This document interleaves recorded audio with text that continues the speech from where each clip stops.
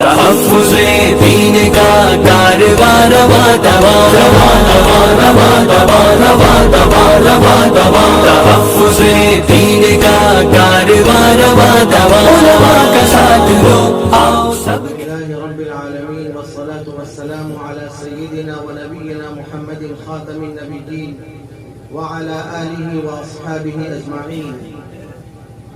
حضرات علماء کرام اور مہمانان اعظام اور عزیز طلباء، کافی دیر سے علماء کرام کے تاثرات کا سلسلہ جاری ہے. جامعۃ العلوم کا آج سالانہ اور اختتامی پروگرام ہے. چند سال پہلے حضرت مفتی صاحب نے علم کا ایک پودا یہاں لگایا تھا. چند ہی سالوں میں یہ پودا برگ و بار دینے لگا ہے اور اب اس کی شاخیں در شاخیں پھوٹنے لگی ہیں. ظاہر ہے نہ آپ مفتی صاحب سے ناواقف ہیں اور نہ ہمارے طلباء ناواقف ہیں.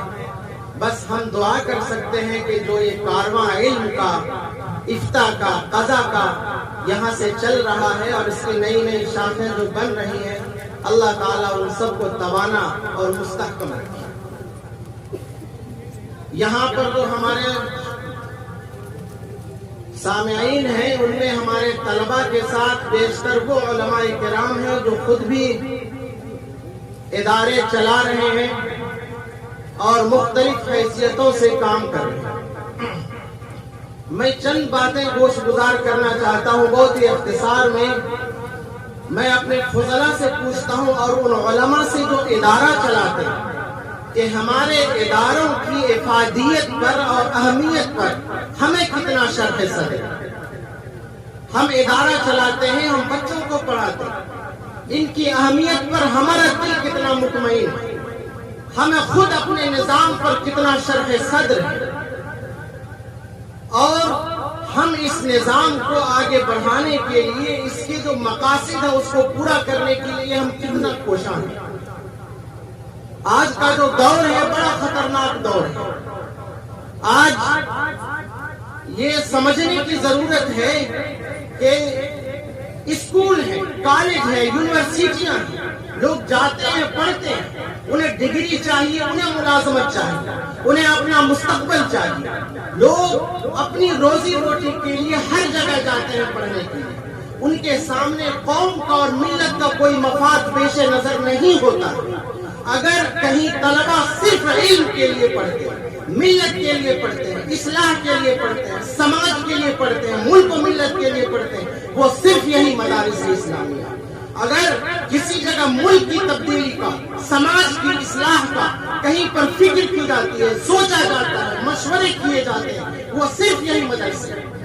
ان مدرسے کے جو علماء اور فضلاء ان کی ذمہ داری ہے کہ آج کے حالات کو سمجھیں کہ کیا ہم اپنے لوگوں سے کہتے ہیں، مفتیان کرام سے کہتے ہیں ہمارا مسئلہ کیا ہے.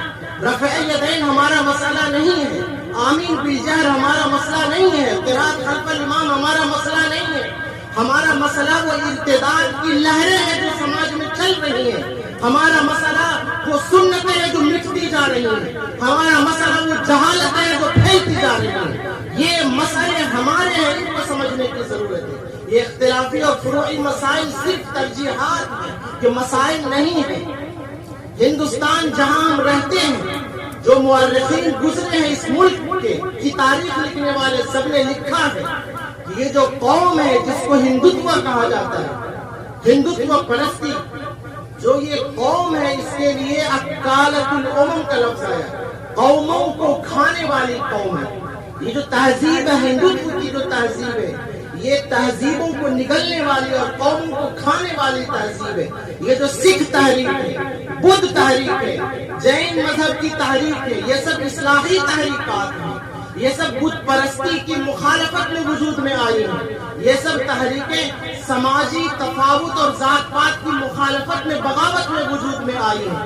آج سکھ تحریک ہو، یا بدھ تحریک ہو یا جین تحریک ہو، تو ان سب کو ہندوتو تحریک نے نگل لیا اور سارے مذہب کے لوگ، چاہے جینی ہو، چاہے بدھسٹ ہو، چاہے سکھ ہو، آج سب کچھ پرستی میں مبتلا ہے اور سماجی ذات پات کی لعنتوں میں سارے لوگ مبتلا ہیں۔ لیکن ایک مسلمان تھے، ٹھیک ہے بہت ساری برائیاں خرابیاں آئیں، صرف مسلمان تھے جنہوں نے اس تہذیب کا سامنا کیا، جو اپنے تشخص کے ساتھ باقی رہے۔ مسلمان ہر حال میں باقی جو آج تک ہیں اس ملک میں اور اس تہذیب کے سامنے میں، یہ اللہ تبارک و تعالیٰ کی بہت بڑی نعمت ہے، اس کو سمجھنے کی ضرورت ہے۔ ہمارا سماج اگر آج بھی اسلام پر قائم ہے اور وہ اللہ سے اور اللہ کے رسول سے اپنا رشتہ قائم رکھے ہوا ہے تو یہ اللہ تبارک و تعالیٰ کی بہت بڑی نعمت ہے، مگر خطرات پیدا ہو رہے ہیں۔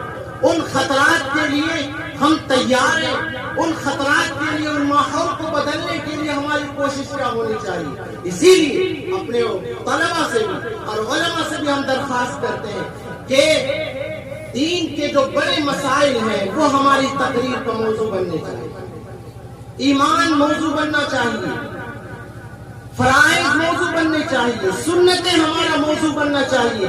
اختلافات سے گریز کیجیے اور بڑے مسائل پر توجہ دیجیے۔ اس کے ساتھ آپ ملک میں جو فسطائی طاقتیں ہیں، ملک میں جو سماجی عدم برابری کا مسئلہ چل رہا ہے، آپ یہ نہ سمجھیں کہ محبت اور یکجہتی کوئی سیاسی پارٹی قائم کر دے گی۔ آپ یہ نہ سمجھیں کہ سماج کو متحد کرنے کا کام کوئی یونیورسٹی کر دے گی، کوئی کالج کر دے گا، ایسا نہیں ہے۔ آپ اس کام کو کر سکتے ہیں۔ جو لوگ مذہب کے نام پر سماج کو تقسیم کر رہے تھے، مذہب کے نام پر جو ملک کو توڑ رہے تھے، آج ان کی سازشیں ناکام ہو رہی ہیں، آج ان کی چال بازیاں لوگوں کے سامنے آ چکی ہیں۔ آج بہترین وقت ہے کہ فسطائی طاقتوں کے خلاف ہمارے فضلہ کھڑے ہوئے، وہ وحدت کا، اتحاد کا، یکجہتی کا پیغام لے کر کے آگے آئے، سماج میں آئے، وہ ہندو بھائیوں سے بھی ملے، وہ مسلمانوں سے بھی ملے اور ایک اتحاد کی خوشبو سے پورے ملک کو مہکا دے۔ یہ بہترین وقت ہے، یہ گولڈن چانس ہے۔ ہم رہتے ہیں جس بستی میں، وہاں ہمارے غیر مسلم بھائی رہتے ہیں، ہمارا ان سے کوئی رشتہ نہیں رہتا۔ گاؤں میں غیر مسلم ہے، کبھی ہم نہیں ملتے، کبھی ان سے نہیں پوچھتے، کبھی ان کی فکر نہیں کرتے۔ ہمارے طلبہ ہماری ذمہ داری ہے۔ کیا ہمیں یاد نہیں ہے وما ارسلناک الا رحمۃ للعالمین؟ کیا ہم نہیں جانتے ان رسول اللہ الیکم جمیعا؟ ہمارے پیغمبر رحمت للعالمین تھے۔ اس رحمت کے پیغام کو لے کر کے سماج میں جانے کی ضرورت ہے، اتحاد اور یکجہتی کا پیغام دینے کی ضرورت ہے۔ ہماری تعلیم جیسے وحدت الوہیت ہے کہ خدا ایک ہے، اسی طرح وحدت انسانیت کا ہمارا تصور ہے کہ سارے انسان ایک ہیں، کوئی اس میں اونچ نیچ نہیں ہے، صرف تقویٰ اور دینداری کے معیار پر تقریر کی جائے گی۔ اس پیغام کو لے کر آپ جائیے، آپ سماج میں جائیے، لوگوں کو متحد کیجیے، غیر مسلموں کے پاس جائیے، مسلمانوں کے پاس جائیے، بڑے مسائل کو سامنے لائیے۔ اختلافات انتشار کے درد سے آج پوری ملت کرا رہی ہے۔